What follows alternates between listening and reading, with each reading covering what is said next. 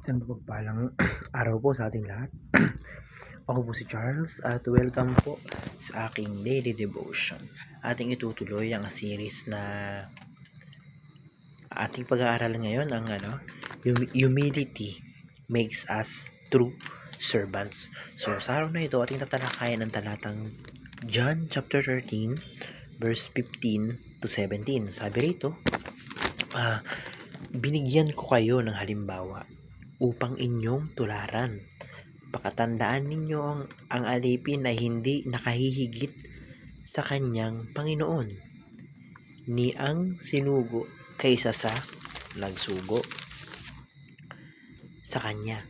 Ngayon, alam na ninyo, ito, pinagpala ko kayo kung ito ang gagawin ninyo.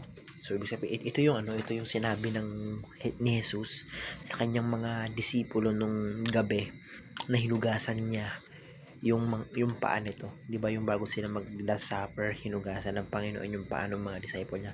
Sinabi niya to after niyang gawin niya na yun. Nasabi niya na binigyan ko na kayo ng example. So, ngayon, gawin niyo to. Tularan niyo to. So, sa unang teaching, ang sabi, punta tayo, Jesus demonstrate humility. So, si Jesus, ang nagpapakita ng pagpapakumbaba. Kung isipin mo na lang isipin na natin na si Jesus, Diyos siya. Si Jesus, siya yung parang sa kanila, siya yung pinakang boss sa mga disipulo niya pero nagpakumbaba siya.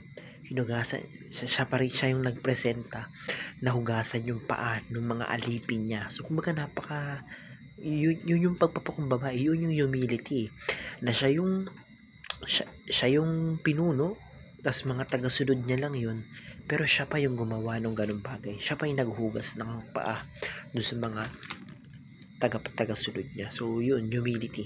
So sa ikalawang teaching, sabi nito, Jesus eliminates all our excuses.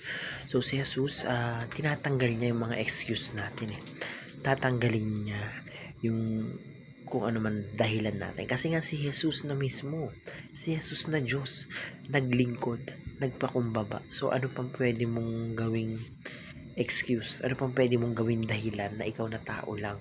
So wala ka na pwedeng gawing dahilan na yun na nga, yung Diyos nga natin nagkatawan tao, naglingkod sa mga tao. So grabe na yung pagpapakumbaba niya. So wala na tayong pwedeng idahilan pa. Sa ikatlong teaching, ang sabi rito, Jesus bless His followers. Si Jesus, kapag ikaw ay talagang tagasunod niya, kapag talagang ikaw ay taga-gawa niya or talagang sumusunod sa kanya, merong blessing na nakalaan para sa iyo. So merong reward or ganun kapag ikaw talaga ay tagasunod niya. So yun.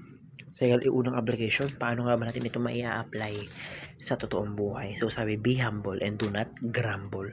So ibig sabihin ng grumble is parang magreklamo.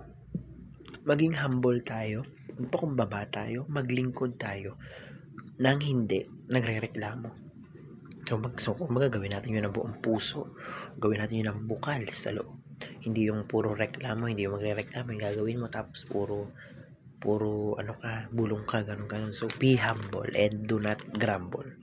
So ikalawang application, be a follower without making excuses. So ayun, maging tagasunod tayo na hindi nag-e-excuse nang wala nang dahilan.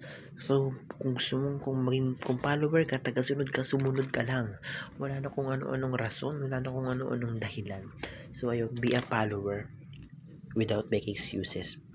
So sa ikatlong application, sabi, be blessed by imitating Jesus Christ. So maging blessed, kung gusto mong maging blessed, kung gusto natin maging holy, i-imitate natin si Jesus. Gayahin natin si Jesus kung paano siya namuhay, kung ano yung mga gawain niya, kung paano naglingkod si Jesus. Dapat ganun din, gayahin natin, ganun din tayo maglingkod sa kapwa natin. So yun lang, napakarami kong natutunan sa araw na ito. Maraming salamat po, and glory to God.